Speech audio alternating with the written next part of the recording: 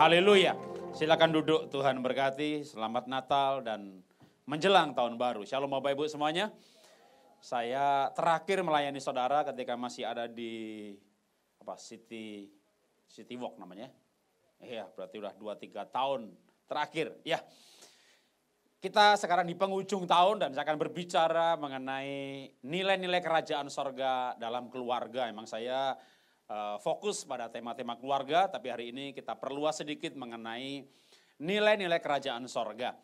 Boleh file berikutnya, saya datang dengan istri saya, boleh berdiri sebentar sayang, ya yang kehalang sama tiang, lihat di depan saja.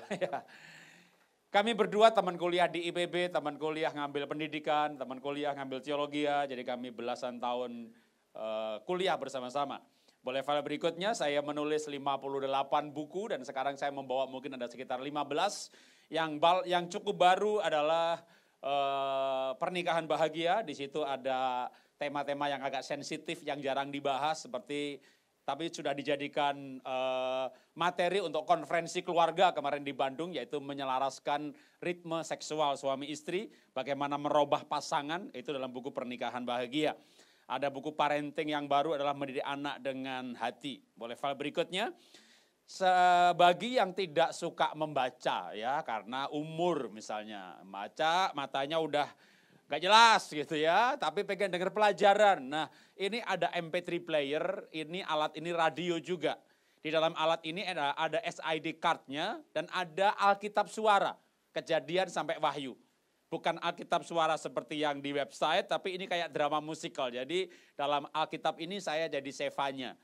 Yang lain ada Pak Wilat Kauntu, ada Krisman Husama, ada Sidney Mohede, ada ratusan hamba Tuhan di casting satu-satu, cocoknya jadi siapa lalu mengisi suara. Jadi kalau Tuhan Yesus berjalan dengan 12 muridnya, 13 orang ngisi suara. Ya. Jadi lebih hidup menurut saya dikasih soundtrack musik. Nah selain Alkitab suara, Kejadian sampai Wahyu, versi anak juga ada kayak dongeng, versi dewasa juga ada. Maka di situ ada 139 khotbah saya. Ada 650 inspirasi dari saya, dengerin satu-satu, 2 tahun baru selesai. Ya, Pak saya sudah punya MP3 player yang lebih canggih dari alat itu, kalau gitu tinggal beli flash disknya aja gitu ya, isinya sama dengan yang di Alkitab suara. Ya itu adalah pengumuman atau sedikit iklan dari kami. Boleh file berikutnya, kami boleh bersaksi atau saya berani bersaksi bahwa kami ini keluarga yang diberkati. Nah karena itu, kita mau belajar sekarang gimana keluarga diberkati. Boleh file berikutnya. Kalau nilai-nilai kerajaan sorga itu kita bawa dalam keluarga. Apa itu nilai-nilai kerajaan sorga? Kita mulai dengan Mazmur 112. Ayat 1-3 sebagai pendahuluan, saya akan bacakan ayat ini. Atau kita boleh membaca bersama-sama. 1, 2, 3. Haleluya, berbahagialah orang yang takut akan Tuhan, yang sangat suka kepada segala perintahnya.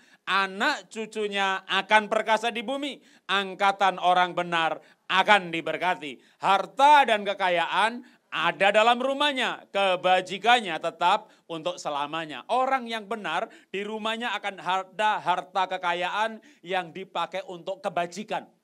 Ya, kalau kaya tapi nggak berguna bagi sesama ya sebenarnya kayak nggak ada gunanya bagi orang lain ya, berguna bagi diri sendiri. Pinter nggak pernah ngasih nasihat, terkenal tapi nggak berdampak, menurut saya sia-sia. Nah ini adalah yang disediakan Tuhan bagi orang yang takut akan Tuhan. Ayat-ayat ini saya mau perjelas dengan kesaksian singkat yang mungkin pernah dengar kesaksian saya. Boleh file berikutnya, itu gambar waktu saya lahir 5,5 tahun yang lalu gitu ya, 56 umur saya hari ini, masuk ke 56. Itu di gambar itu Pak Jarod yang mana? Ya yang baru lahir. Kok nggak jelas? Emang zaman dulu nggak ada yang jelas sudah ya. Gambarnya buram semuanya. Oke, boleh file berikutnya, ini lebih jelas gambarnya tapi bukan saya. Ini bapak saya di depan sebuah bangunan. Bangunan itu adalah dindingnya bambu, lantainya tanah, atapnya daun. Orang Jawa bilang rumah gedek. Kalau orang Sunda bilang saung, orang Papua bilang rumah hone. Itu bapak saya ini jagai tanahnya orang lain, ya dengan kata lain tukang kebun. Ya, jadi kalau pernah dengar kesaksian saya, Pak Jarod itu orang miskin yang merantau ke Jakarta. Nah, gambar ini menjelaskan kenapa saya miskin, karena bapak saya miskin. Kenapa bapak saya miskin? Karena kakek saya miskin. Jangan tanya kenapa kakek saya miskin. Lah. Tapi apa yang saya mau saksikan gitu ya, di tengah kemiskinan seperti ini, saya itu punya pacar. Cialah. Saya punya pacar waktu miskin, itulah istri saya sekarang ini. Jadi itu membuat saya tidak menyesali kemiskinan saya. Kenapa? Karena kalau miskin punya pacar, itu berarti dia itu cinta banget sama gue. Bagi yang sudah terlanjur kaya, ya sudah ya. Ya sudah, udah terlanjur ya. Tapi kalau sekarang masih miskin, bersyukurlah kalau ada yang mau. Itu berarti demen banget sama lo gitu ya. Nah, dia itu demen banget sama saya. Tapi orang tuanya ragu-ragu mau dapat mantu saya. Makanya pacaran 6 tahun, kagak dinikah-nikahkan. Akhirnya saya kuatkan pacar saya supaya dia menguatkan orang tuanya. Ya, saya bilang sama pacar saya belasan tahun yang lalu, jangan ragu-ragu menikah sama orang miskin. Orang kaya bisa jatuh, orang miskin nggak bisa. Mana bisa jatuh, kita sudah tergeletak. Jadi waktu dia dapat saya, waktu pacaran, saya kuliah di Bogor di IPB. Teman saya kuliah itu kos-kosan 120.000 satu bulan. Tahun 82 itu ratingnya kalau kos itu satu bulan 120.000. Saya nggak bisa bayar segitu, saya ngelesin, saya ngelukis, paling dapat 40.000 satu bulan. Maka saya kosnya di pinggir Sungai Ciliwung, ada rumah liar di situ, 10.000 satu bulan. Mana bisa jatuh, sudah tergeletak. Tergeletak di pinggir sungai gitu ya. Nah, singkat cerita, akhirnya istri saya mau tak nikahi karena dia menguatkan orang tuanya, meyakinkan orang tuanya dengan Mazmur 112 tadi. Ya, Pak, aku nikah sama dia, dia memang miskin, tapi dia takut akan Tuhan. Ya, karena waktu saya kuliah, saya ketua persekutuan di kampus Bogor, saya ngusir setan, bakar jimat, pelayanan pelepasan dengan teman saya satu pelayanan, Pak Biryo Hadi, Pak Fungsi, itu teman-teman kami di geng di IPB dulu. Jadi, maka akhirnya istri saya mau tak nikahin gitu ya. Singkat cerita 11 tahun, berapa belas tahun kemudian setelah menikah, boleh gambar berikutnya, saya bisa mempersembahkan kepada istri saya sebuah rumah atas nama dia. Ciel. Ya. Sebuah klaster di Bintaro tepatnya, sektor 9. Boleh berikutnya lagi, halamannya cukup luas, jadi saya bisa beternak dan berkebun di sana gitu ya. Ada soang sepasang, ayam sepasang, bebek sepasang, semuanya mesra-mesra kayak yang punya. Jadi waktu mertua saya datang, waduh, dia bilang sama anaknya, emang kamu nggak salah pilih, nak. Ya, boleh file berikutnya. Itu ada kesaksian singkat untuk membuktikan saja bahwa firman ini benar. Ya, kalau orang takut akan Tuhan, akan diberkati. Bukan cuma berkat, anak cucunya akan perkasa di bumi. File berikutnya, itulah anak pertama yang dibuat Tuhan perkasa. Sejak kelas 1 SD, ranking 1 terus, umur 13 tahun, 14 tahun, kelas 3 SMP, menang ASEAN Scholarship, lulus straight A, lalu junior college-nya di Raffles Institution, beasiswa juga, lulus straight A lagi, akhirnya lulus dari NUS tahun yang lalu, sekarang sudah bekerja di Trend Watching, kantor pusat di London, tapi dia ngantor di Singapura. Dan sekarang dia jadi penceramah untuk bisnis, untuk marketing digital, sistem digital, keliling dunia ini. Dia ke Sydney, dia ke Melbourne, dia ke Norwegia, kadang-kadang ke Jakarta juga. Ya. Boleh file berikutnya lagi, nomor 2 yang sempat hampir nggak naik kelas gara-gara kecanduan game, lalu akhirnya menang beasiswa juga seperti kakaknya, 8 tahun di Singapura, sekolah nggak bayar, asrama nggak bayar, malah tiap bulan dibayari $1.200. Boleh file berikutnya lagi, anak kami yang paling kecil gitu ya, tanggal 12 kemarin belum lama, baru saja wisuda juga di Melbourne. Jadi saya boleh merasakan kalau saya mereview hidup kami gitu ya, dari pinggir Sungai Ciliwung, tinggal di rumah liar, begitu menikah, saya kerja jadi sales di Astra, istri saya jadi marketing di Hero, kantor pusat. Lalu kami menikah tahun 90, saya tinggal di belakangnya Hero Kedot Subroto. Pak, di situ kan ada komplek BI, belakangnya lagi. Itu kan Jaya Mandala, nah belakangnya lagi. Itu kan kuburan Pak, sebelahnya. Tahun 90 saya tinggal di rumah 6 kali 6 meter persegi. Di pinggir kuburan Kuningan, yang sekarang udah digusur, gak tahu kemana ya. Itu kampungnya. Jadi, wah, Tuhan itu luar biasa. Amin. Tuhan itu baik. Bahwa firman-Nya dikenapi. Boleh file berikutnya. Bahwa orang yang takut akan Tuhan akan diberkati dan anak cucunya akan perkasa di bumi. Boleh file berikutnya kita baca quote. Quote itu adalah semua tadi ngomong panjang lebar diringkas gitu ya. Boleh berikutnya. Quote yang pertama kita baca bersama-sama. Setelah itu saya ingin mengajak Bapak Ibu yel-yel keluarga Indonesia bahagia. Jadi saya akan menyapa Bapak Ibu dengan sapaan keluarga Indonesia. Semuanya menjawab bahagia luar biasa. Lalu tepuk tangan setelah membaca quote ini. 1, 2, 3. Takut akan Tuhan, berkat dipulihkan, keluarga bahagia, diberkati, dan anak-anak perkasa di bumi. Keluarga Indonesia bahagia luar biasa. Tepuk tangan bagi Tuhan. Haleluya. Boleh file berikutnya, ini logo. Ini logo dari keluarga Indonesia bahagia, itu komunitas. Saya menginisiasi berdirinya komunitas ini. Di sini ada Pak Gilbert, ada Pak Jalaman Sinaga, ada Pak Julianto Simanjunta, ada Roni Daud, ada Ibu Agnes Maria, ada 80-an hamba Tuhan yang fokus pada keluarga. Dan kami bikin parenting seminar, couple seminar, talk show. Kami upload di channel di YouTube namanya Keluarga Indonesia Bahagia. Tiap minggu di-upload satu yang versi talk show. Tiap hari saya upload satu yang versi saya bicara 5 menit. Kalau Anda bosan lihat muka saya, lihat background-nya aja. Karena ngambilnya ada di New York, di Philadelphia, di Sydney, di Raja Ampat. Selalu outdoor gitu ya. Keliling dunia ini untuk buat program inspirasi. Oke, boleh file berikutnya lagi. Itu tadi pendahuluan bagaimana kalau kerajaan sorga ada dalam keluarga, berkatnya luar biasa. Nah sekarang masalahnya, gimana supaya keluarga itu terasa sorga? Tuhan Yesus mengajarkan kita berdoa, jadilah kehendak-Mu Tuhan di bumi seperti di sorga. Keluarga kita seperti di sorga. Nah keluarga saudara seperti sorga apa seperti neraka? Ya semuanya diam gak menjawab, saya gak tahu kenapa. Ya, atau mungkin berkata dalam hati, kayak neraka Pak, suami saya muka Herodes Pak, urapan Firaun Pak, tingkah laku Pontius Pilatus Pak. Lah kalau ibu punya suami kayak Pontius Pilatus, saya yakin sekali ibu akan punya karakter seperti Yesus yang menderita di bawah pemerintahan Pontius Pilatus. Lah istri saya kayak Isabel Pak, lah anaknya stres, ini kenapa 2 setan menikah gitu ya. Oke, mari kita bawa nilai-nilai kerajaan sorga dalam keluarga supaya keluarga serasa sorga. Boleh file berikutnya. Apa sih nilai-nilai kerajaan sorga? Roma 14 ayat 17. Sebab kerajaan Allah bukan soal makanan dan minuman. Kalau makanan dan minuman namanya restoran, saudara ya. Tapi keluarga kerajaan sorga itu apa sih? Soal kebenaran, damai sejahtera, dan sukacita oleh Roh Kudus. Kebenaran karena kita dibenarkan. Tapi damai sejahtera itu boleh gambarnya yang tadi boleh juga. Ini saya bikin singkat dalam bentuk gambar ya. Kalau ayatnya panjang sekali, satu perikop di Yesaya. Ketika Sion dipulihkan, kita Sion rohani, maka damai sejahtera akan memerintah sehingga anak domba akan berbaring bersama singa. Artinya damai sejahtera itu enggak ada ketakutan, enggak ada kekhawatiran. Memang dunia ini mengkhawatirkan karena memang namanya juga shifting, perubahan yang luar biasa dan terlalu cepat.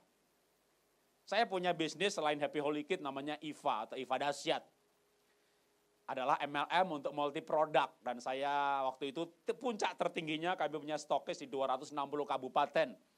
Membuat kami bisa miliki banyak hal dan saya punya impian, nanti nah ini kan ke arah digital, anak lulus kuliah, magang di luar negeri 3-4 tahun, balik bisa estafet gitu ya.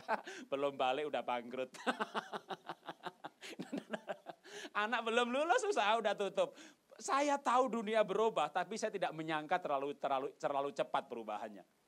10 tahun yang lalu kami diingatkan Pak, MLM udah mulai sunset Pak, mulai ganti online.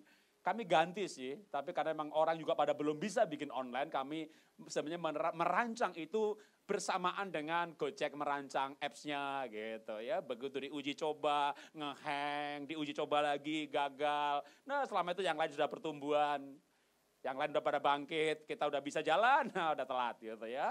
Dan udah berdarah-darah di situ. Jadi perubahan terlalu cepat. Tapi jangan khawatir kenapa dunia ini kan gak tambah sempit ya. Bumi nggak tambah sempit, manusianya 8 miliar ya 8 miliar juga. Kalau 8 miliar ini butuh pakaian ya butuh baju 8 miliar juga. 80 miliar butuh makan ya butuh makanan 8 miliar piring juga. Jadi pasar tidak pernah bertambah kecil. Cuma dulu orang beli toko, sekarang nggak mau dari produsen langsung ke customer. Jadi produsen pasti akan hidup terus. Tapi grosir, tengah dibantai, habis semuanya. Tapi selama kita mau mengikuti perubahan ya, kalau saya kayak berubahnya kelamaan, kegiles juga. Tapi bisnis kan cuma bukan itu aja. Gitu ya. Masih ada yang lain. Jadi harusnya kita tetap khawatir boleh, tapi nggak boleh kekhawatiran itu memakan hidup kita. Ya, kita tetap terus berharap supaya kita ada damai sejahtera. Kenapa damai sejahtera? Karena pengharapan kita adalah Tuhan. Dunia tetap berputar, manusia tetap butuh makan, butuh pakaian, butuh traveling. Ya kita pandai-pandai aja. Saya yakin kalau kita terlalu tua untuk masuk dalam dunia digital, ketergagap-gagap. Setiap zaman ada pahlawannya. Anak kita pasti akan lebih hebat daripada kita.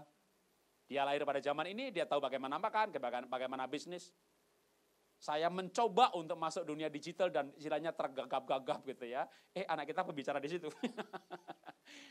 Tunggu aja dia gede, tunggu aja dia matang, nanti dia bisa bisnis sendiri. Jadi saya terus terang ya pernah khawatir, gimana gak khawatir gitu ya ketika usaha mulai nyungsep, habis gitu. Ya, tapi wajah tetap berseri-seri, ketawa terus gitu. Pak, Bapak kok ketawa terus? Emang gak punya utang? Ya, nangis juga gak lunas. Yang penting bulan ini kami bisa tutup dengan baik. Dalam arti 300-an karyawan semuanya terima pesangon sesuai peraturan gitu. Walaupun saldo habis gitu. Ya, habis ya hidup lagi dari awal lagi. Tapi mengakhiri perusahaan dengan baik, dengan nama baik gitu. Walaupun saldo hancur. Ketawa terus, nangis mati malah. Mati gak bisa cari duit lagi. Ya, Happy Holy Kid masih berjalan, penerbitan masih berjalan, pelayanan masih berjalan. Jadi kalau saya bicara misalnya jangan khawatir, bukan kami nggak punya masalah. Kami punya masalah. Apalagi zaman sekarang, Anda mau PHK orang, begitu nggak sesuai peraturan dikit aja demo ini, waduh, stresnya minta ampun. Tapi wajah saya ini kan nggak ada stresnya kan. Stres juga nggak lunas. Tapi ketika kita punya kerelaan untuk membayar gitu ya, kebayar semuanya sih saudara. Nggak punya utang sama supplier, nggak punya utang sama pegawai, selesai ada tidur pulas, makan enak, ketawa bisa ngakak. Zaman sekarang itu ketawa ngakak susah loh saudara. Kalau kita ketemu pengusaha gitu mukanya jelek semuanya ya kan. Kecuali pengusaha online atau yang berhubungan dengannya. Saya ketemu teman, waduh beli Rolls Royce gitu. Kenapa? Usahanya adalah ekspedisi. Karena dari digital sampai ke customer butuh pengiriman barang. Berarti ekspedisi, pengiriman barang, wah lagi ketawa-ketawa. Untuk ngirim barang butuh bungkus, baik plastik, kardus, waduh. Ketawa semuanya kalau ketemu jemaat yang usahanya dalam bidang itu gitu. Waduh, beli pabrik baru. Gitu. Enak banget hidupnya. Jadi dunia ini menurut saya tetap penuh harapan. Manusia tidak berkurang jumlahnya. Ya mungkin khawatir aja sih kenapa di mana-mana gempa gitu. Takut akan Tuhan dilindungi. Ya, takut akan Tuhan diluputkan. Memang Alkitab menubuatkan akan ada gempa di mana-mana. Jadi kita yang penting takut akan Tuhan. Biarlah damai sejahtera memerintah. Berikutnya lagi, yang perlu dibuang dari pribadi kita, kalau soal gempa, soal apa, itu di luar kita nggak bisa kendalikan, maka kita berharap sama Tuhan. Tapi yang di dalam diri kita adalah apa? Kekecewaan, kepahitan. Kecewa keadaan, kepahitan sama Tuhan, kenapa begini? Kalau itu dipelihara, maka itulah yang mengganggu damai sejahtera.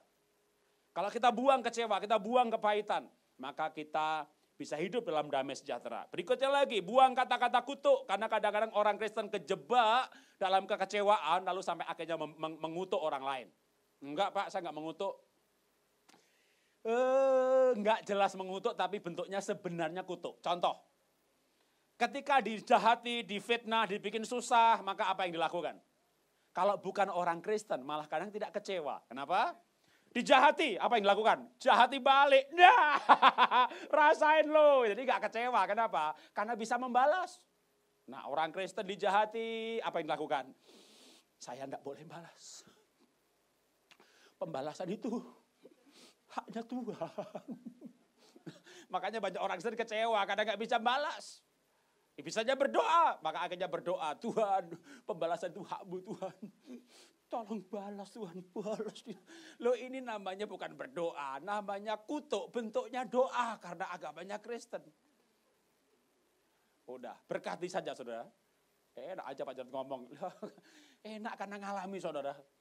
Saya tahu kan saya orang miskin kan, sebelum punya rumah yang gede itu, kita nabung, beli tanah, blek, ditipu saudara. Waduh, ratusan juta saudara. Kalau saudara orang kaya ditipu ratusan juta, ya miliar rugi juga sering gitu kan. Lah kita orang miskin saudara, nabung. Itu nabungnya belasan tahun saudara, ditipu pak begitu. Waduh, kita pernah yang namanya doa kutuk juga pernah saudara. Tuhan, ajar dia Tuhan, biar dia tahu saya hamba Tuhan. Enggak diajar-ajar. Kayaknya orang jahat itu sehat. Sampai akhirnya kita nyerah, kita doa, malah memberkati ya. Tuhan kalau dia diberkati pasti nggak nipu lagi, udah berkati aja Tuhan. Terakhir kita berkati dengan keselamatan, kalau dia selamat pasti nggak nipu Tuhan. Gitu.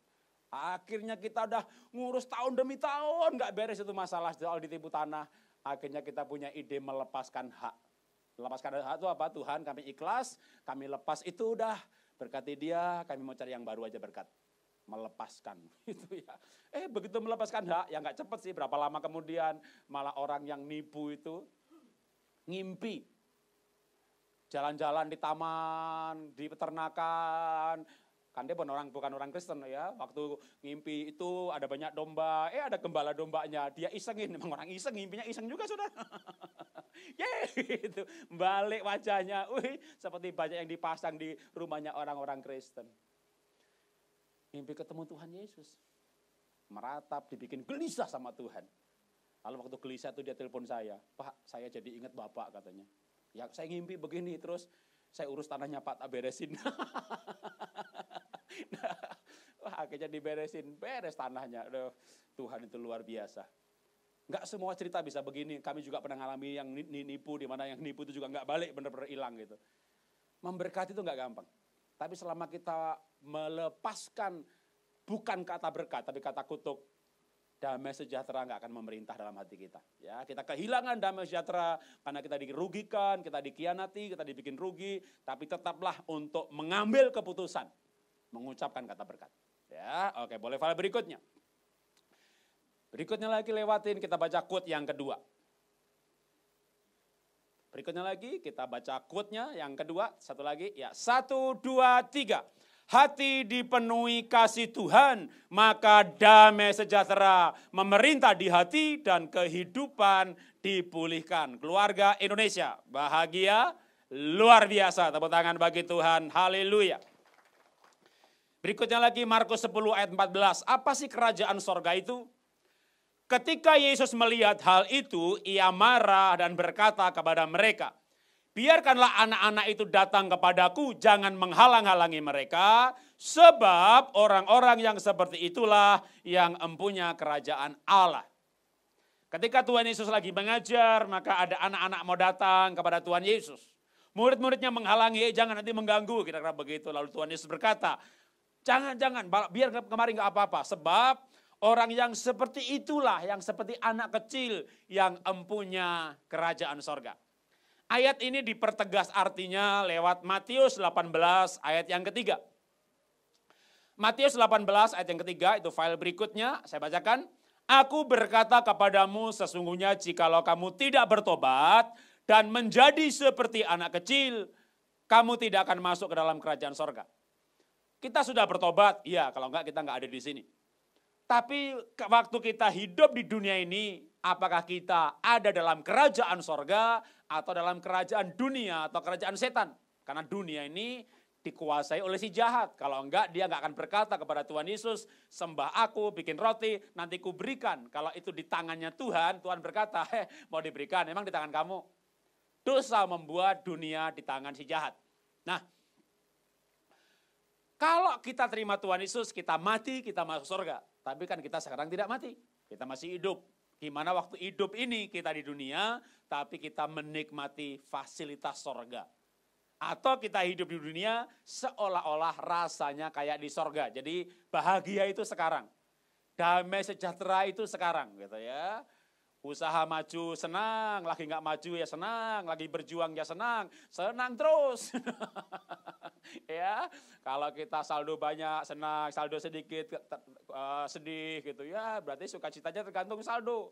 Dolar naik, jantung naik, dolar turun, jantung turun, dolar naik turun, jantung naik turun, dolar tinggi, darah tinggi, dolar turun, tekanan darah turun. Wih, dolar turun, naik turun, tekanan darah naik turun. Kalau saudara dolar tinggi turun, tenang? Tenang, nggak punya dolar. Coba punya dolar. Ya, Anda punya dolar banyak tapi tenang, wah itu luar biasa. Berarti kita menguasai keadaan. Ya, kita bukan apatis tapi kita menguasai keadaan. Itu butuh kedewasaan dan kita berjuang bergerak ke arah itu. Kalau kita punya nilai-nilai hidup.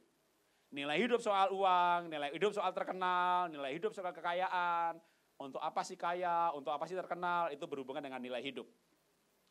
Itu akan memberikan kita kekuatan yang lebih dalam menghadapi keadaan yang gonjang-ganjing luar biasa hari-hari ini. Ya, nah, di antara nilai-nilai kerajaan itu adalah supaya kita tinggal di dunia seperti di sorga, maka selain bertobat, kita menjadi seperti anak kecil. Anak kecil kan gak ada khawatirnya, bangun tidur yakin aja dia makan. Ya, anak kecil gak peduli dolarnya berapa, sahamnya berapa, gak peduli dia anak kecil ya kan. Nah kita orang besar, punya saham, masuk bisnis, banyak masalah, tapi bisa punya hati seperti anak kecil. Ya. Apa anak kecil yang kita pelajari hari ini? Tidak ada kepahitan. Anak kecil bertengkar, betul. Ya, anak kecil umur 2-3 tahun, kamu jelek, kamu yang jelek, kamu yang jelek. Aku gak mau main sama kamu, gitu, Tunggu 2 jam, 3 jam itu anak bermain lagi loh. Artinya apa? Tidak ada kepahitan. Suami istri bertengkar, boleh, mana ada ayatnya dilarang bertengkar. Saya belum ketemu ada ayatnya, dilarang bertengkar. Orang tua boleh berantem, anak kakak adik juga boleh berantem, namanya manusia hidup. Suami istri boleh bertengkar Pak? Boleh, kan gak ada ayatnya dilarang bertengkar. Yang ada ayatnya kalau bertengkar jangan sampai menjadi dosa sehingga matahari terbenam dan masih ada amarahmu. Jadi bertengkar itu kalau matahari terbenam selesai tidak dosa loh. Artinya matahari terbenam selesai itu apa? Maksudnya gak ada kepahitan. Makanya kalau bertengkar mulai jam 5 pagi. Nah, itu bisa lama sedikit ya kan. Jam 4 kalau bertengkar rugi. Ya maksudnya itu gak ada kepahitan. Jadi anak kecil itu bertengkar, main lagi loh. Kalau bapak ibu bertengkar, main laginya berapa lama? Atau saya tanya yang lain deh, bapak ibu terakhir kapan main? Loh, saya itu pernah seminar couples, yang datang semuanya pasangan suami istri. Lalu saya tanya nih, kapan terakhir bercinta gitu ya, kapan terakhir main gitu kan. 2 minggu lalu nggak angkat tangan, sebulan lalu nggak ada angkat tangan, 3 bulan lalu nggak ada tangan. Terus kalian tuh ngapain aja? Namanya suami istri tuh ya harus bercinta loh. Karena itulah khasnya hubungan suami istri. Ibu sebagai wanita, sebagai ibu, anaknya minta didampingi PR, aduh sibuk nih, panggil guru les, boleh. Bapak minta kopi, ya aduh si ibu lagi banyak urusan nih, panggil pembantu, boleh. Tapi kalau bapak ngajak bercinta, ibu enggak boleh panggil pembantu. Itulah khasnya hubungan suami istri. Tapi sering suami istri berantem, bertengkar gitu. Terus mainnya lagi kapan? 3 minggu kemudian, bapaknya bilang sama ibu, mama, gitu ya. Ibunya, nggak mau bermain, saudara. Aduh. Itu 3 minggu saudara, berarti matahari sudah terbit, terbenam, 21 kali saudara. Itulah yang melanggar firman Tuhan, bukan bertengkarnya, kepahitannya itu loh. Kalau kita bisa hidup tanpa kepahitan, wow. Ya, susah memang. Karena dunia ini jahat, pelanggan jahat, customer jahat, pegawai bisa jahat. Orang yang kita bantu aja waktu kita tagih, kadang yang ditagih lebih jahat. Jadi gimana kita nggak kepahitan saudara ya? Ya bisa. Tagih tetap tagih, tapi tanpa kepahitan. Ya, tagih jalan terus, tapi jangan pakai kepahitan. Kalau harus fight, harus argumen, ya bertengkar nggak apa-apa. Tapi tidak ada kepahitan. Jadi kita bertengkar seperti malah dalam keluarga itu bisa nggak kita bertengkar seperti di kantor? Di kantor kan kita nggak ada kepahitan loh malah. Kita di kantor nih dengan teman selevel, sesama manajer atau dengan direktur gitu kan. Kan kita bertengkar, berdebat nih gitu kan. Pasti berdebatnya profesional kan. Ini suasana bisnis seperti ini nih kita promo mau diturunkan anggarannya apa dinaikkan gitu. Ya turunkan, namanya juga omset lagi turun. Kenapa kita nggak coba naikkan aja? Ya kan lagi jam sepi begini pasti biaya iklan juga lagi murah. Dengan anggaran yang sama kita spreadingnya lebih luas. Ya tapi kan kita buang-buang duit dong, ya nggak buang-buang sih. Karena yang lain nggak iklan, kita iklan, brandingnya kuat, nanti ekonomi bangkit, kita share marketnya lebih luas. Oh diskusi begitu, nggak di kantor diskusi begini nggak pakai lo, goblok lo, Jawa lo, Cina lo, Batak lo, nggak pakai. Orang di kantor itu berdebat nggak pakai nyebut-nyebut kota asal, suku, marga nggak pakai.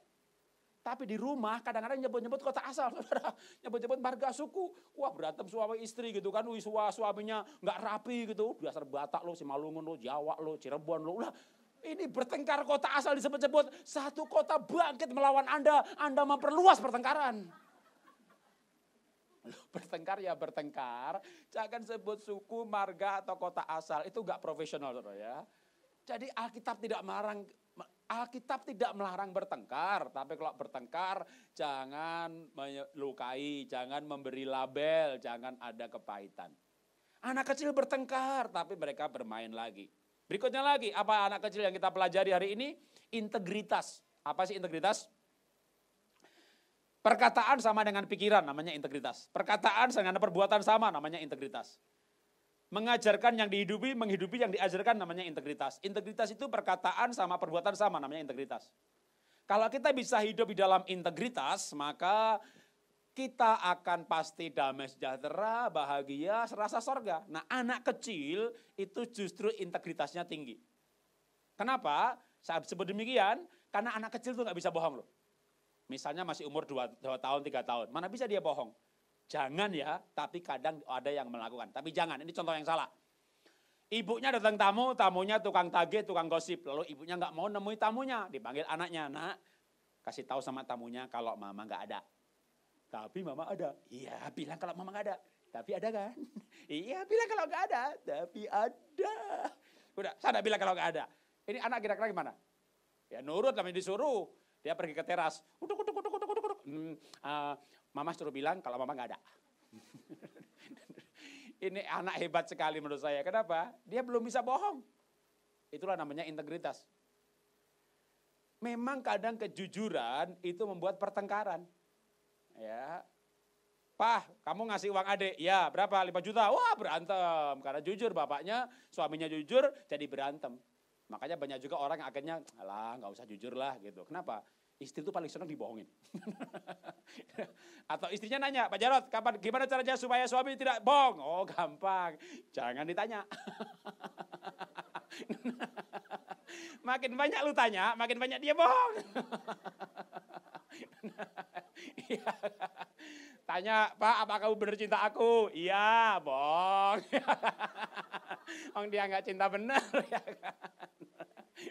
Nggak ada yang lain, Pak. Nggak ada, bohong kedua. Jadi kalau membuat istri suami jangan bohong, gampang caranya. Jangan ditanya. Dia banyak bohong, lu banyak nanya. Tapi kadang-kadang suami itu nggak berani jujur, bukan apa-apa sih. Dia pengen jujur kok. Nggak jujur itu nggak enak kok, gitu ya. Tapi kenapa memilih diam atau nggak jujur, gitu ya? Karena dia punya pengalaman jujur dimarahi. Maka kadang-kadang juga saya itu serba salah, gitu. Mau ngasih nasihat itu kayaknya sungkan ngomongnya. Tapi kalau nggak ngomong, bukan hamba Tuhan namanya, gitu ya. Ibu-ibu datang ke Pak Jarod.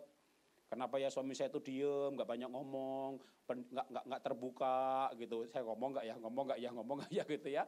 Duh, mau ngomong gimana gitu ya. Akhirnya ya sudahlah Bu, coba Ibu ngaca gitu loh. Apa hubungannya? Lihat muka Ibu mengerikan.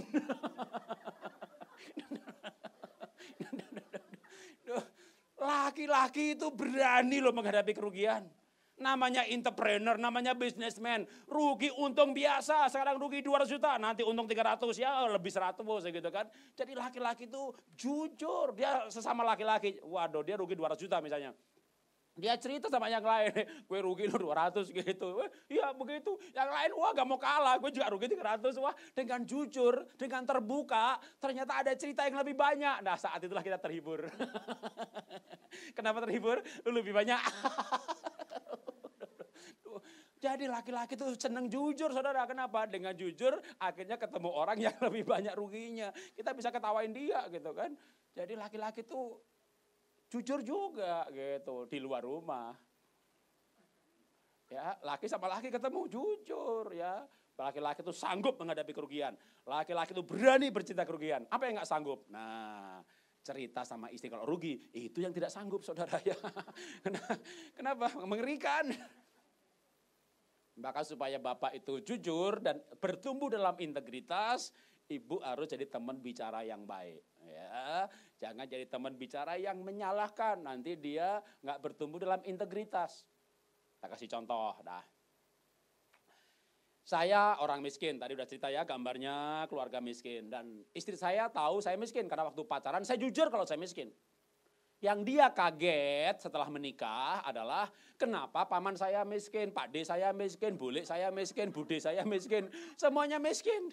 Lah saya baru bilang ya, saya bilang lah, kan aku jujur aku orang miskin. Iya kamu, tapi kenapa semua keluarga miskin semuanya? Orang kaya, temennya juga orang kaya, namanya orang kaya, adiknya juga kaya, pamannya kaya, pak de-nya kaya.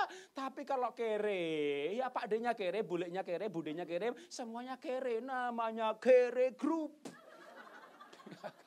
Loh, orang miskin temannya miskin saudara. Orang miskin papanya miskin. Keluarga saya yang miskin ini membuat saya terus terang punya impian, punya dream untuk nanti kalau diberkati bantu orang tua. Nah bagi orang teman-teman saya, adik saya, kakak saya, bude saya di kampung, wih Mas Jarod saya kira yang Jakarta, nyambut gawe yang perusahaan gede, wah itu udah dianggap sukses. Padahal kita kontrak rumah 6 kali 6 meter persegi, kampung enggak tahu. Pokoknya udah lulus, udah kerja di perusahaan besar, itu berarti sudah sukses.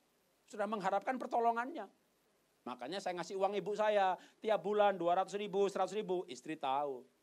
Cuma kalau saya dapat bonus, dapat komisi, nah ngasih ibu 1 juta, itu istri enggak tahu.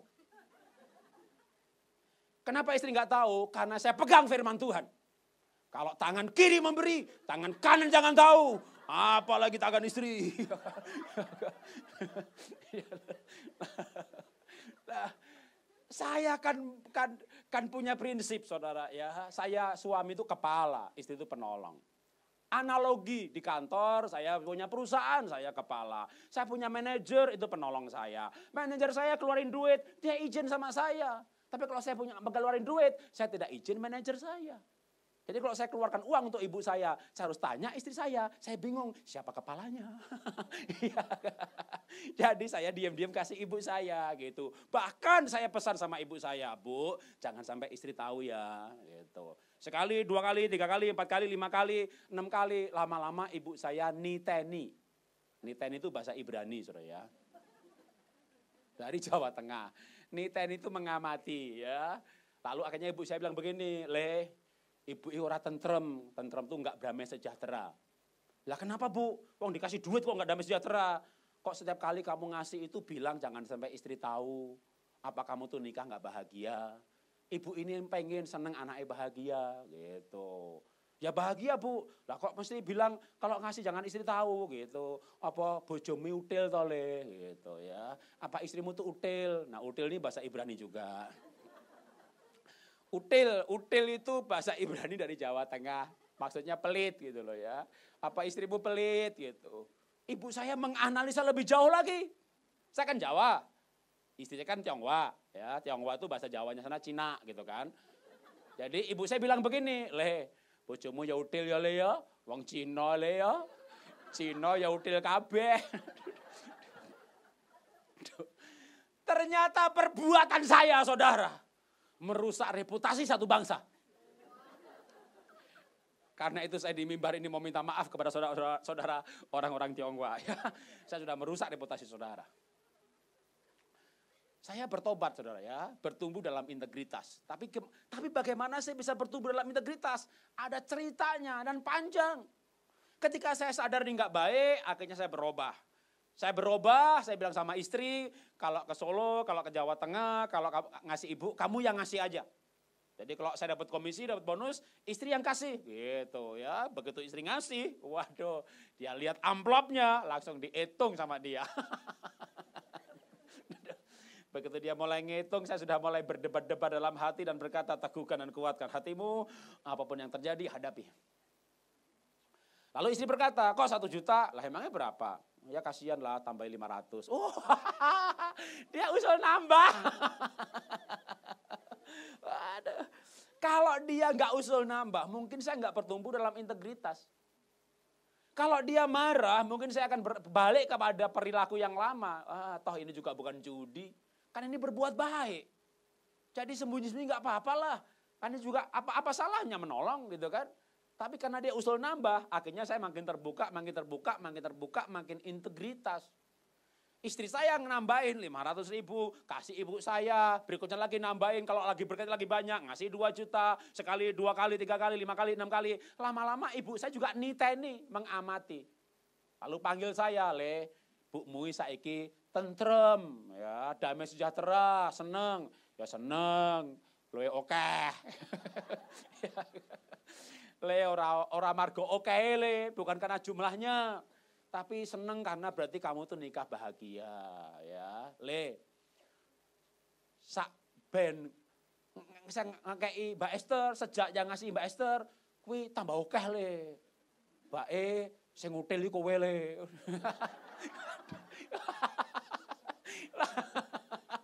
Kok jalan begini? Ibu saya bilang ternyata yang pelit itu kamu. Padahal istri saya itu nambahi pakai duit saya, saudara. Waduh, gimana sih? Tapi saya nggak bilang sama ibu saya, itu duit saya juga Bu, nambahinya enggak, saudara. Biasa saya biarkan, biar istri saya dapat poin gitu ya. Jadi saya nggak bilang apa-apa gitu. Jadi, ibu saya, adik saya itu semuanya cinta sama istri saya. Bahkan saya kadang lebih dekat, kadang istri saya itu lebih dekat dengan adik-adik saya daripada sama saya. Saya kan namanya ya pengusaha, ya hamba Tuhan juga, tapi kan motivator juga gitu kan. Jadi sering broadcast motivasi gitu ya, broadcast quote. Ya, kalau saya tadi ada baca quote itu tiap hari Facebook, YouTube, Instagram saya update dengan quote gitu ya. Kadang tulisan, kadang video singkat 1 menit. Wih, jemaat teman-teman dapat broadcast, seneng saudara. Adik saya terima, saya diblok. Memang Nabi itu gak dihargai di keluarga sendiri. Jadi saya itu gak lebih diblok sama adik saya gitu. Tapi istri saya gak pernah kena blok. Lah dia gak pernah broadcast. Saya tuh punya Instagram rajin update. Kalau istri saya gak pernah update. Karena dia punya buat nge-follow saya. Kemana saya pergi? Jadi istri saya dicintai, ibu saya, dicintai adik saya. Dan itu membuat istri saya juga makin cinta sama saya. Jadi sebenarnya nggak pernah sia-sia. Ya, segala sesuatu yang baik itu nggak pernah sia-sia. Dan yang pasti adalah saya bertumbuh dalam integritas. Kalau istri saya responnya berbeda, mungkin saya jujur tapi tidak integritas. Karena integritas itu sebenarnya sedikit lebih dalam, lebih tinggi daripada jujur. Jujur tuh begini misalnya, saya ngasih uang adik saya 5 juta, lalu istri tanya, kamu ngasih uang adik? Ya ngasih. Jujur kan? Jujur. Ngasih berapa? Ya 500 ribu lebih. Jujur juga kan? 5 juta kan 500 ribu lebih. Jadi kalau saya kasih uang adik saya 5 juta, lalu saya bilang sama istri saya 500 ribu lebih, perkataan 500 ribu lebih itu tidak melanggar 1 ayat pun di Alkitab. Mati masuk surga. Tapi kalau bicara integritas, nilainya rendah. Jadi integritas itu sesuatu yang bahkan lebih daripada kejujuran. Integritas dibangun oleh kejujuran, dibangun oleh takut akan Tuhan. Tapi bagaimana dalam keluarga kita saling menumbuhkan integritas kalau kita bisa mengasihi tanpa syarat. Kita belajar terbuka. Kita belajar jadi teman yang baik, teman hidup, teman suportif. Suaminya sukanya memberi, ya ibu itu ikut bersuka cita aja, ikut murah hati. Suaminya murah hati, ibunya pelit. Udah menderita sampai mati dah. Karena orang murah hati itu sampai mati murah hati juga. Sebelum mati aja nolong orang lain. Ya, Jadi kalau pasangannya murah hati, udah ikut aja murah hati. Pasangannya suka jalan-jalan, ikut aja suka jalan-jalan supaya kita jadi teman hidup namanya ya. Oke, kita akan baca quote-nya bersama-sama. Quote yang ketiga, 1, 2, 3. Hati dipulihkan menjadi tulus dan murni, maka integritas akan muncul dan relasi keluarga menjadi kuat. Keluarga Indonesia bahagia, luar biasa. Tepuk tangan bagi Tuhan. Haleluya. Kita lanjutkan mengenai nilai kerajaan sorga. Matius 12 ayat 28.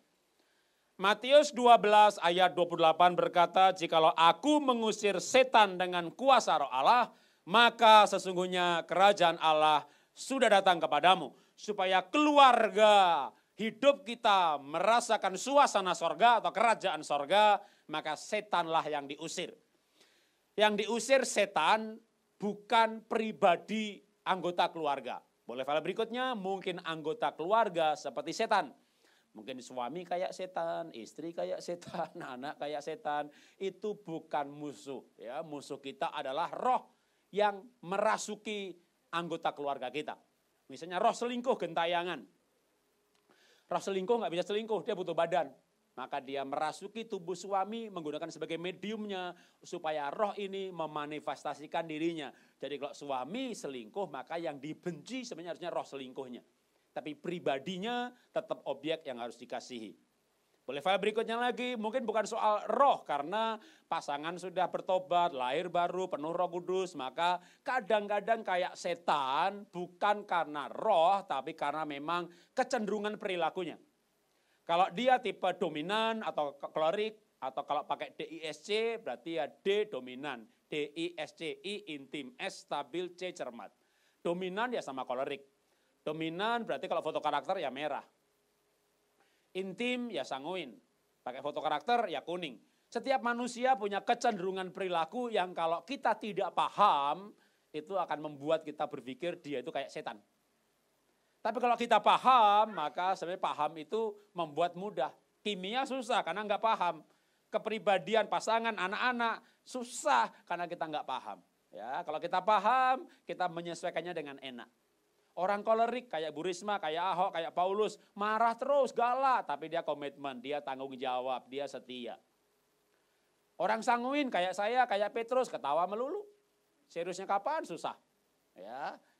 Baiknya apa? Cheerful, antusias. Jeleknya apa? Jeleknya nggak rapi, nggak teliti, lupa. Ya, anak saya sanguin, nomor 3 kayak saya, lupanya minta ampun. HP-nya lupa, ininya lupa, semuanya lupa. Tapi orang sanguin ini, yang pelupa ini, kelebihannya apa? Kepandaian bergaulnya tinggi. Kenapa pandai bergaul? Karena punya kemampuan mengampuni juga tinggi sekali. Kenapa kemampuan mengampuni tinggi? Karena memang lupa. Iya, lupa. Anak saya nomor 1 melankolik, wah telitinya minta ampun. Ya, dan selain teliti, dia rajin, maka ranking 1 terus. Nomor 2, plekmatik, stabil. Nggak pernah marah namanya plekmatik, stabil. Nomor 3, sanguin. Waduh, lupa. Barang ketinggalan, tapi sanguin ini punya kecerdasan yang lain. Kalau barang hilang gitu, nomor 1 cari nggak ketemu tuh. Ya, nomor 2 jadi nggak ketemu. Nanti dia cari adiknya nomor 3, Levin. Barangku kok ini hilang gitu ya. Kayak gini-gini. Kakak terakhir kapan? Dipinjamannya kapan? Terakhir. Itu nggak lama lagi ditemukan loh. Jadi itu namanya kecerdasan untuk menemukan barang. Ajaib ya. Tahu rahasianya? Kenapa dia pandai mencari barang? Karena dia yang ngilangin. Itu rahasianya. Dia pakai yang terakhir. Taruh di mana. Jadi kalau dia nanya-nanya itu sebenarnya menginterogasi itu cari data. Oh, kakak terakhir sore pakai ini. Aku pakai kan malam. Itu rahasianya. Kok Pak Jarod tahu rahasianya? Kan spesies yang sama. Dulu waktu saya kecil juga begitu, saudara. Tapi saya dulu gak bilang rahasia ini ke yang lain. Dulu kakak saya kalau cari barang hilang, carinya ke saya gitu. Dia agak punya indera ke-6. Padahal kita yang hilangin. Ya, itulah keunikan pribadi. Boleh file berikutnya kita baca quote yang keempat. 1, 2, 3, ketika keluarga tidak saling memusuhi dan menyerang pribadi, namun saling melengkapi, maka cinta pasti bersemi. Keluarga Indonesia bahagia luar biasa. Tepuk tangan bagi Tuhan, haleluya.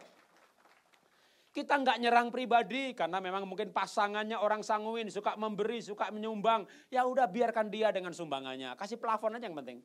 Ya sebulan sekian, udah biar dia bagi-bagi gitu ya.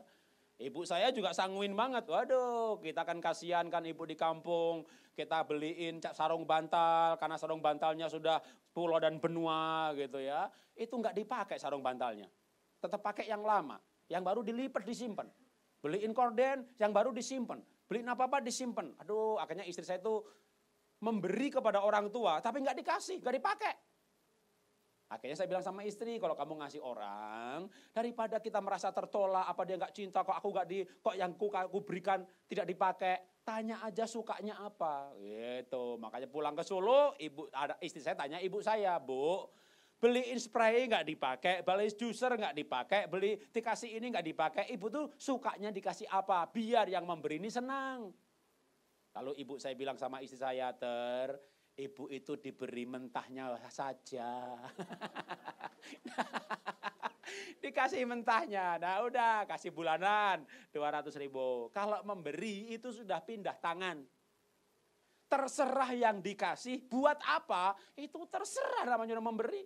Nah ibu saya dapat 200.000, wah senang sekali. Setiap bulan dapat segitu, itu tahun 90-an ya. Lalu tiap bulan nambah sampai terakhir udah jutaan per bulan. Tapi dulu ceritanya segitu. Nah, dari awal ceritanya, waktu dikasih 200.000, wih ibu saya senang sekali. Dia cerita sama saya, Rod, duit kau Mbak Esther kaile, gitu ya. 50.000 le, gue pendeta neng Welar le, desa Welar kayak ono gereja cilik le, kolektornya sebulan cuma 50.000 le. Lah aku tak kayak Pak Pendeta 50.000 le. Sing 20.000 le, Pak D sebelah itu tukang becak wis tuwa le, mesake le, jarang narik le. Sing 20.000 le, Pak D buah tuh tak ceritanya buahnya tak hitung sambil cerita sambil tak hitung. Lah Bu, 200.000 entek to le. Bu, ya entek le. Dikasih tiap bulan 2.000 dibagi-bagi sama pendeta desa 50, pendeta sana lagi 25, tetangga. Bu, ya entek to Bu, ya entek le. Neng ibu seneng le. Seneng ngedum-ngedum. Saya bilang sama istri, ibu tambahin 50.000 deh, kasihan tuh. 200.000 habis, dibagi-bagi semuanya, biar ada lebihnya. Gitu, dikasih 250.000 sebulan ya, tambah 50.000. Ceritanya tambah panjang.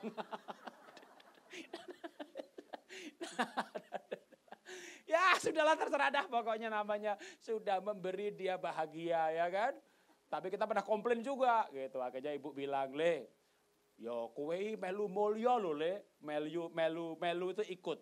Kamu itu ikut mulia nak. Kenapa? Waktu ibu memberi ke Pak Pendeta di Welar nak, itu ibu bilang begini, ini berkat saka anakku Jarot, saiki uripe diberkati. Ya wes melu mulia. Turut mulia gitu ya. Itu namanya kita. Ketika saya sukanya memberi, ibu saya sukanya memberi, maka orang seperti ini sebenarnya juga dipandang dari segi lemah ya lemah juga. Gimana sih orang tidak bisa pegang uang? Itu namanya orang yang saling menyerang pribadi. Dan kita bisa melihat pasangan kita, anak kita dari sisi yang negatif. Tapi kita bisa memberinya dari sisi yang positif. Oh berarti murah hati. Tinggal kalau mau bijaksana, orang seperti itu dikasih jatah gitu loh. Ya, Anda punya pasangan, sukanya memberi, tidak bisa pegang uang gitu. Kasih jatah aja sebulan sekian gitu ya. Bapak mungkin suka-suka memberi, kasih jatah aja sebulan sekian gitu ya. Emang kadang-kadang laki-laki tidak bisa pegang uang, tapi laki-laki itu pandai cari duit. Ya, cuma tidak bisa pegang duit. Jadi kalau ibu punya suami yang pandai cari uang, tapi tidak bisa pegang uang, itu namanya spesies yang bagus. Pelihara baik-baik, jangan sampai mati tuh orang. Ya kan? Biar dia cari uang terus gitu. Tapi supaya uangnya itu diserahkan ke ibu untuk ibu kelola, ibu harus menunjukkan bahwa ibu baik sama ibunya, baik sama adiknya. Ketika dia melihat bahwa ibu wanita baik-baik, ya, maka dia akan serahkan hartanya. Wis, waktunya cepat sekali, waktunya sudah habis. Oke, kita berikutnya lagi, satu ayat lagi terakhir, satu poin terakhir ya. Ini bukan ayat terakhir karena ayat yang tadi cuma untuk menunjukkan aja poinnya. Damai sejahtera sudah dibahas, sekarang kita bahas yang terakhir soal sukacita. Kalau kita mau merasakan suasana sorga, apapun yang terjadi, ekonomi, keadaan, maka tetap peliharalah sukacita. Kenapa kita bersukacita? Karena kita punya pengharapan dalam Tuhan. Ya, keadaan gonjang-ganjing pasti akan berakhir dengan kebaikan. Kadang memang ada yang jatuh, ada yang dibikin jatuh sama Tuhan, tapi Tuhan akan mengangkat orang-orang benar. Ya. Kenapa kita harus bersukacita? Amsal 15 ayat 13, kalau kita bersukacita, muka kita berseri-seri. Ibunya bersukacita, bapaknya bersukacita, dilihat juga enak. Ya. Bahkan kalau bersukacita, Amsal 17 ayat 20 berkata obat yang manjur. Artinya kalau kita bersukacita kita sehat. Kita sehat, bisa cari duit, bisa bayar tagihan, bahkan bisa menabung, bahkan investasi. Ketika rugi, nggak stroke, nggak mati, tetap sukacita, bangkit lagi, investasi yang lain lagi. Kalau kita bersukacita, kita melanjutkan hidup ini. Jadi kalau kita bersukacita itu sehat, karena apa? Karena hati yang gembira itu obat yang manjur. Apa buktinya Pak kalau hati gembira obat yang manjur? Buktinya orang gila sehat-sehat.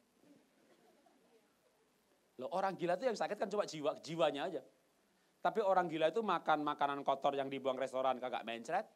Orang gila kehujanan, bajunya basah, tidur di emper toko kagak masuk angin. Padahal orang gila itu gak minum tolak angin loh. Yang minum tolak angin kan hanya orang pintar. Orang pintar minum tolak angin, orang gila kagak. Saudara pernah iseng gak sih? Ya? Coba sekali-sekali iseng. Iseng itu kadang bikin bahagia loh. Ya, pulang kebaktian, beli tolak angin. Ya, cari orang gila. Ini minum nih gitu. Nanti dia bilang, tapi aku gak pintar. Lu gila-gila nonton iklan ya? Kenapa orang gila itu bajunya basah, tidur ember toko gak masuk angin? Karena orang gila ketawa terus. Jadi orang gila itu sehat-sehat. Anda mau sehat?